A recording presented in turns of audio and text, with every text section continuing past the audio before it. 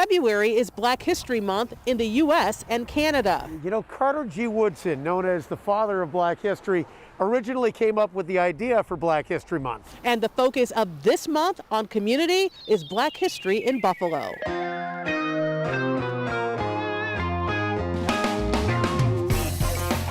Hi, I'm Pete Gallivan. Welcome to this month's edition of Community. And I'm Claudine Ewing. As he mentioned, this month we are talking about Black history. We are shining a light on those who are doing wonderful things in our community, those who have beat the odds, and just the overall achievements of so many.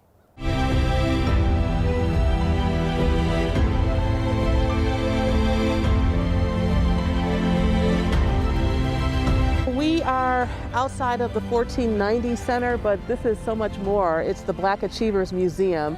Herb, thanks for joining us on Community. Tell us why this is so important to have as we celebrate Black History Month. Well, as we celebrate Black History Month, we should celebrate every month as Black History, because Black history and Black Achievers is American history.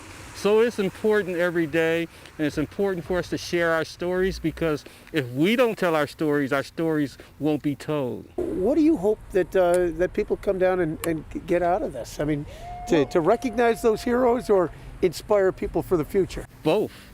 Yeah, you said a mouthful. We're working with youth right now with the Black Achievers Youth Academy, inspiring them to be Black Achievers and see some of the heroes before them. Your dad's one of the heroes Yes, he was, and he recognized how important it was to recognize others, because this movement, or the Achievers Dinner, started from someone giving him a testimonial dinner, and they were honoring him, and he felt that others people should be honored because they're doing great things in the community as well. Why not open it up and do a Black Achievers Dinner? Over the years, how many people have received Black Achievers Awards? I think it's probably about 2,500. Wow. You know, we're in our 49th year. Your father would be so proud that 1490 Enterprises is now a museum. Yes. I mean, one of his last initiatives was a museum. And he did it at the community center when it was here, and did on the second floor. So I just enhanced that to where it is right now.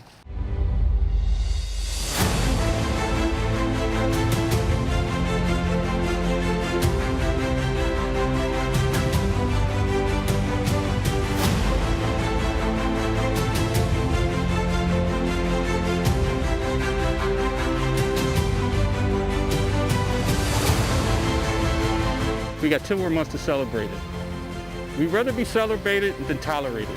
So let's celebrate it.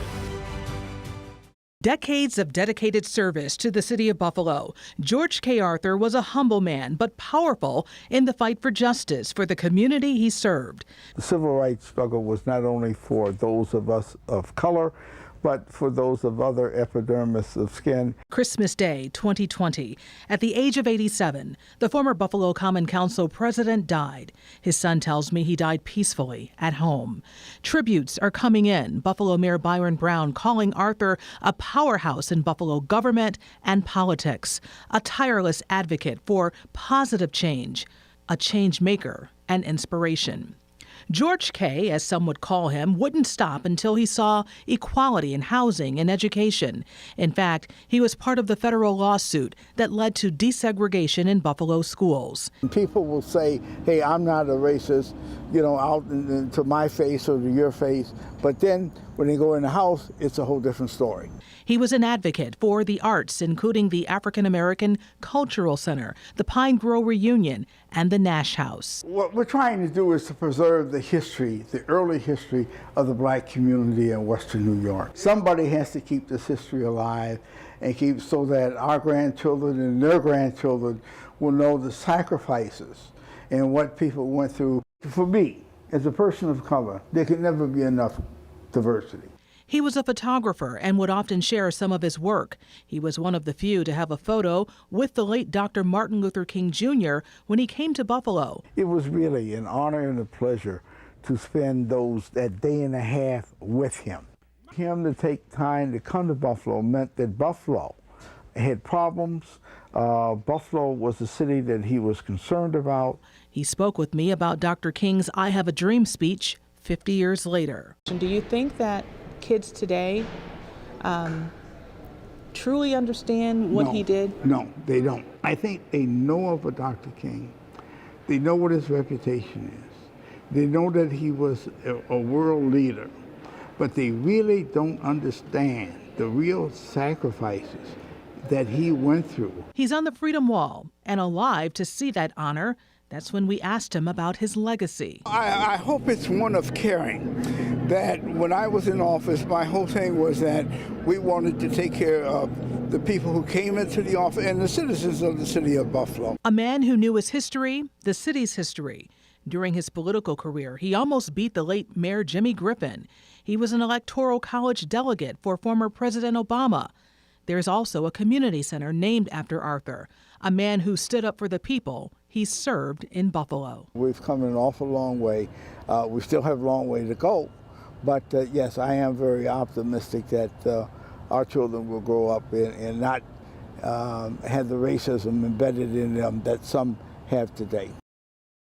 What a fantastic civil rights leader, a true hero. Yeah, and now we've got the story of another hero, a man who came to Western New York looking for work, but wound up putting his life on the line to try and save a president. It was an event that attracted the world and established Buffalo as the city of light. That is, until one of the darkest days in the city's history. This flag on Fordham Avenue in North Buffalo marks the spot where in 1901, during the Pan Am Exposition, the Temple of Music once stood. Unfortunately, it also marks the spot where on September 6th, President William McKinley fell, shot by an assassin named Leon Czolgosz. Before that fateful day, though, people came from all over as tourists or looking for work, including a man named Big Jim Parker. So the Pan American Exposition was opening and there were lots of jobs to be had on the ground. So he came to Buffalo and took a job as a waiter at the exposition, and he came from Atlanta. Parker was born the son of slaves and had traveled to many parts of the country for work. But on that day, here in Buffalo, he went from waiter to hero. He had time off from waiting tables, so he went to see the president, like so many visitors did that day, got in line, and he was in a position to help subdue Czolgosz after he shot McKinley. Czolgosz had snuck this revolver into the Temple of Music inside a handkerchief, and as Czolgosz approached McKinley, he fired the weapon twice, hitting the president at point blank. After the second shot, Parker punched Czolgosz in the neck, then tackled him to the ground. He was really regarded a national hero for a short time. He was. He went on speaking tours all around the country. He was celebrated at dinners and receptions. So he was getting fan mail. So he really was seen in high regard and invited around the country to speak. People wanted to hear from him.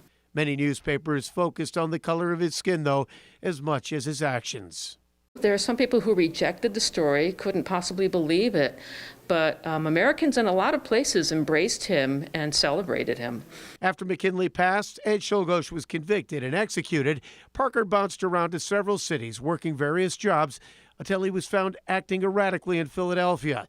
He was examined and determined to be mentally unstable and committed to the Philadelphia State Hospital. He died a short time later, and his body went unclaimed and was donated for medical research. A sad ending to the life of a man once regarded a hero, and to this chapter of the unknown stories of Western New York.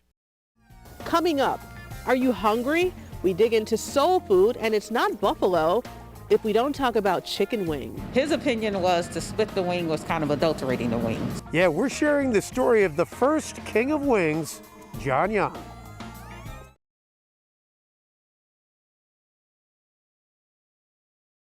On Community, we definitely shine a light on great things, and this time, great food. 1 week in February was dedicated to Black Restaurant Week by the Buffalo Urban League Young Professionals. Many are new, not well known, so this allows them to get their name out and you can sample the cuisine. When photojournalist Katie Brown stopped by La Verdad, she just could not get enough of the menu. My menu, all of my meats are smoked.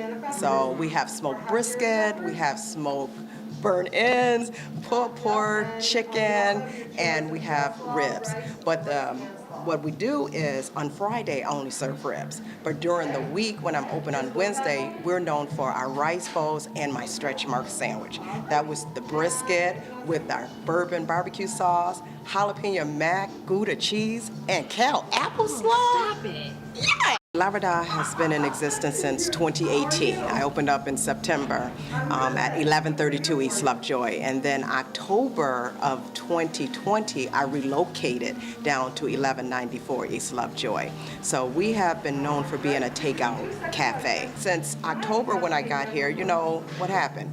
Shut down the restaurants. So now everyone has to adjust, but to me, I had an advantage because I was always a takeout restaurant. So we were able to, work things out and continue to serve the people accordingly. With this rice bowl, you got this Goya rice with sauteed onions, green peppers, or whatever you want on there. Then you get your choice of meat. And then I have a homemade Vivian's special sauce. Communities are supporting us because they want the business to stay alive.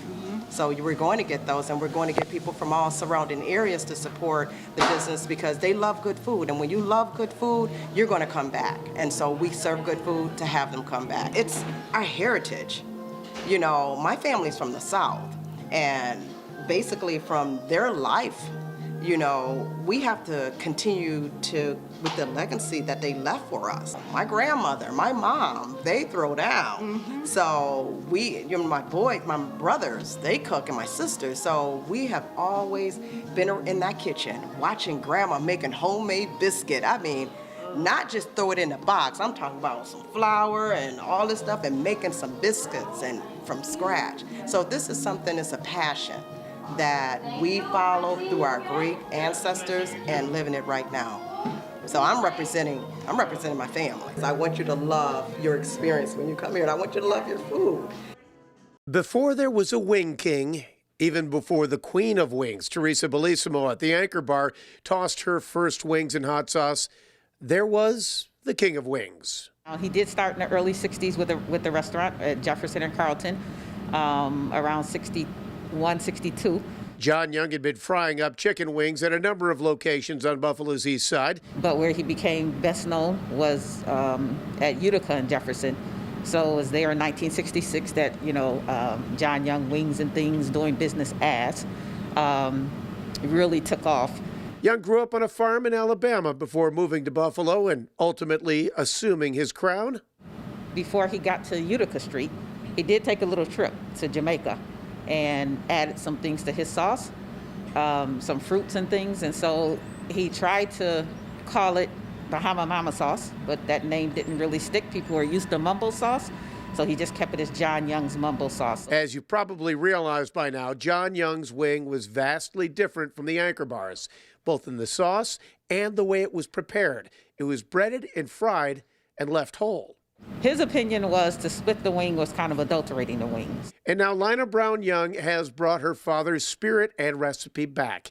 Through a series of pop-up events and a stop on Buffalo bike tours, John Young's mumbo sauce and original wing recipe can be sampled in the Queen City for the first time in decades. Certainly the contributions of John Young to Buffalo history is, I would say, is equally as important, if not more important, than the Anchor Bar. There's also a GoFundMe page set up by the Young family, the Michigan Street Corridor, and Buffalo Bike Tours to tell this story through a new mural at the site of Young's former restaurant at Jefferson and Carlton. The mural will be based on this one that once stood in John Young's restaurants. I'm really glad so many people, especially younger people, can get acquainted with the story and be able to see firsthand. We're continuing to celebrate Black history with a little-known baseball great with ties to the Queen City. And more specifically, the efforts to get him recognized by the Hall of Fame. We're talking about Grant Home Run Johnson. Tucked away in Hamburg's Lakeside Cemetery, in a far-off corner stands a seemingly ordinary plaque honoring an extraordinary man. We were able to put a headstone and a plaque, roadside plaque, for Mr. Johnson out in Lakeside Cemetery back in 2014. Baseball historian Howard Henry has done extensive research on Grant Home Run Johnson, and when he discovered Johnson's final resting place was an unmarked grave in a pauper's field, he went to work to do something about it. He worked with the Negro Leagues Baseball Grave Marker Project and the Forest Lawn Heritage Foundation and had this marker installed but he thinks more should be done to honor this man who has been called one of the greatest players of the dead ball era, the late 1800s. Here was a man whose stars shone both on the diamond and on the stage, and also it seemed like he was a very good man. He played for and managed teams from Findlay, Ohio to Chicago, New York, even Cuba, before ending his career with the Buffalo Giants and retiring here in Western New York, working the railroad and performing with several church choirs and the Buffalo Clef Club. But so far, he hasn't been recognized in either the Baseball Hall of Fame nor even the Buffalo Sports Hall, partly because he predated even the Negro Leagues. His time came in an era when, because of the color of his skin, he was forbidden playing in top leagues. But his numbers speak for themselves. In 1894, Grant Johnson smacked 60 out of the park in just 112 games, earning him the nickname that stuck with him for the rest of his life, Home Run. I foresee Home Run Johnson getting a very good look in the next year or two to getting into our Hall of Fame. As for Cooperstown, Johnson was shortlisted by the Early Era Committee several years back, but now that Major League Baseball has included Negro League players in their official records, Howard Henry says it may be time to give the Early Era Committee another shove. I think Mr. Johnson's outstanding abilities warrant his inclusion also, his induction also. Inclusion in baseball's Hall of Fame, and now in the Unknown Stories of Western New York. Speaking of sports, our sports anchor Ashley Holder sat down with a rapper from Buffalo. Yeah, and just like the Buffalo Bills, he's coming up with some big hits and winning. Let them know, man, we here to stay, man. You know what I'm saying? Buffalo, we got something to say, too. Touchdown, Buffalo! Buffalo hasn't been the most popular city in the States, but it is one that's now on the map. The Bills are on fire, and a couple of Buffalo kids, aka Griselda, have the rap game on lock. You know, to see, the city actually, musically, with us, with Griselda, with, the success of the Bills right now. It should be like motivational, and it should be inspiring people and put that battery in everybody's back, and it's our time now. Conway the Machine, born and bred in 716, dreamed of being his favorite Bills players like many others. When I played in the street, like street ball and stuff like that, I'd be like, I'm Thurman Thomas. From dreaming about that 91 MVP season to attending his first Bills playoff game 29 years later, life is good. But just like the Bills' rise to fame, same goes for Conway, who started rapping at age 12. You gotta keep at it, and find a way to navigate through whatever is in your way. You can't let nothing get in your way. Something Buffalo has never let stop them. A city that once had a sticky stigma. I never really could grasp or understanding of that. Buffalo is a beautiful city, you know what I'm saying? It's a lot here that comes from here. It's just we don't never get a shot. It's that chip on Buffalo's shoulder that's pushed them to where they are today, not just as a team, but as a city. Being a Bills fan, you know what I'm saying? We selling out them games. We out there at, 8, 9 o'clock in the morning, tailgating and stuff through losing season after losing season. And we still, die-hard Bills Mafia. Feels good to see, the success the team having now. It's it's real gratifying. A full circle moment of hard work and dedication. And with success doesn't mean you leave. Home is where the heart is. Gotta salute me. I'm in red form. I'm back in my devil's reject bag. You gotta rebuke me. I want to stay hungry. I don't want to lose that, that edge, that chip on my shoulder, that drive. You know what I mean? I don't want to be in Hollywood or somewhere, some big fancy studio. I feel like I can't get the best out of me that way. Up next, the sounds of a Buffalo singer will make you stop and think and reflect on love. We're really telling a story visually about how Black love exists and shows up in this present day. Drea continues to produce powerful hits. Stay with us.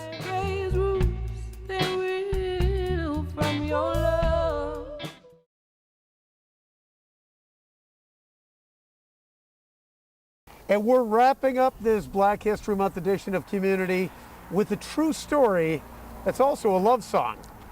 We are going to take you inside the incomparable world of Drea Denor.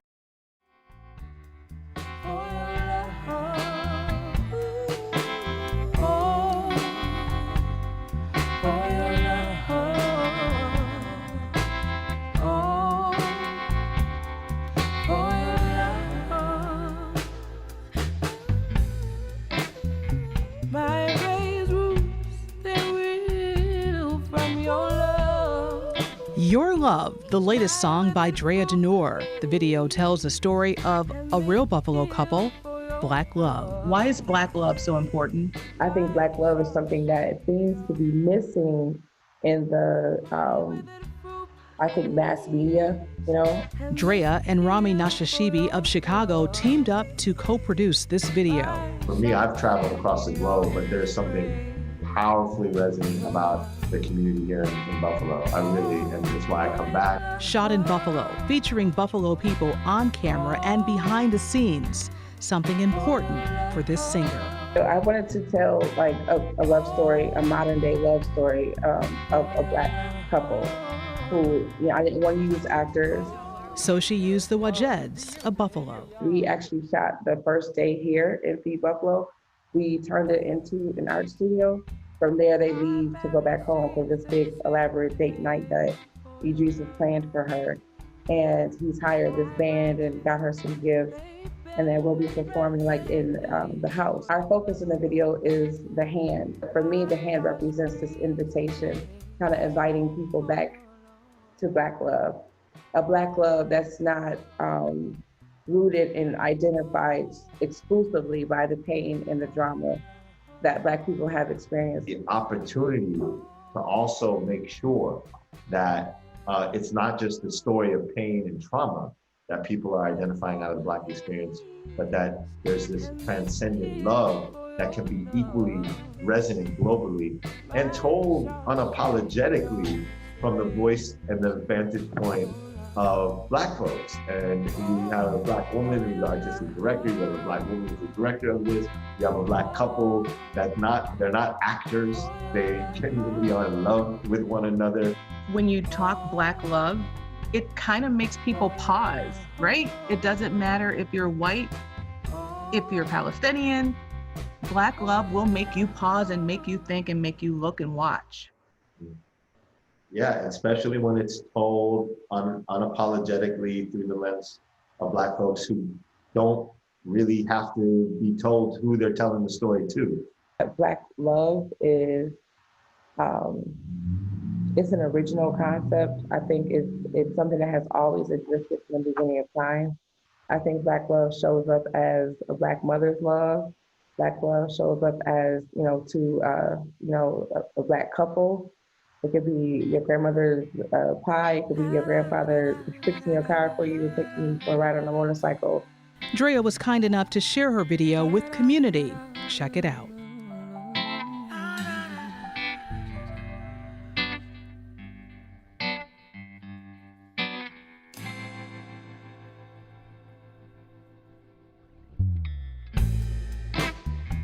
My cracked earth heaves and it screams for your love.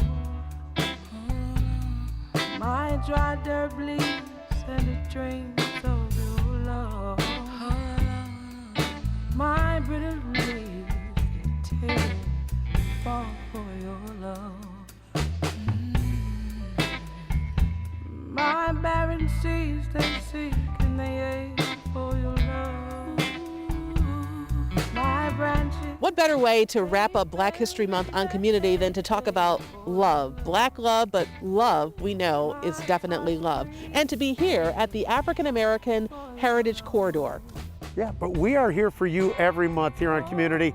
We want to hear your story and we want to share it with our community. So reach out to Claudine or myself on social media. Make sure you join us next month for another edition of commUNITY. Bye-bye.